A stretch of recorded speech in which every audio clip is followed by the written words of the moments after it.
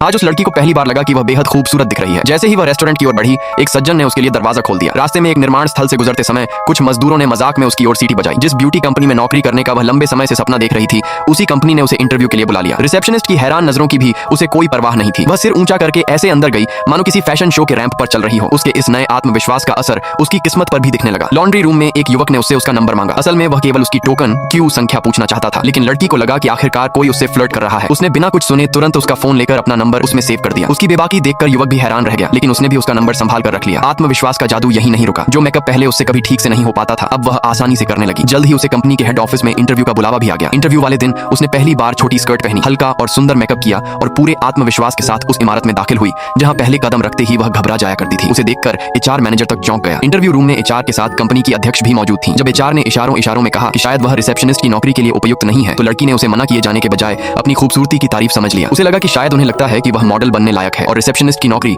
उसके लिए छोटी है। मुस्कुराते हुए उसने कहा, ऐसी बात नहीं है, मैं पूरी ईमानदारी से यही काम करना चाहती हूँ। उसकी सच्चाई और आत्मविश्वास से प्रभावित होकर कंपनी की अध्यक्ष ने उसे नौकरी पर रख लिया। पहले ही दिन वह समय से पहले ऑफिस पहुंच गई। उसका चेहरा अब भी साधारण था, लेकिन उसके व्यक्तित्व में ऐसा आत्मविश्वास था जो सबका ध्यान खींच रहा था। कुछ ग्राहक उसे देखकर हैरान हुए और बोले, क्या हम सही मंजिल पर आए हैं? लेकिन उसने मुस्कुराकर उनका स्वागत किया, उन्हें बैठाया, मिनरल वाटर दिया और स्ट्रॉ भी इस तरह लगाई कि उनका लिपस्टिक खराब न हो। कुछ लोगों ने तंज कसते हुए कहा कि इतनी साधारण लड़की को रिसेप्शनिस्ट कैसे बना दिया गया, लेकिन उसने इसे भी अपनी तारीफ समझा और मुस्कुराकर बोली, मैं सिर्फ खूबसूरत ही नहीं बल्कि काबिल रिसेप्शनिस्ट भी बनूंगी।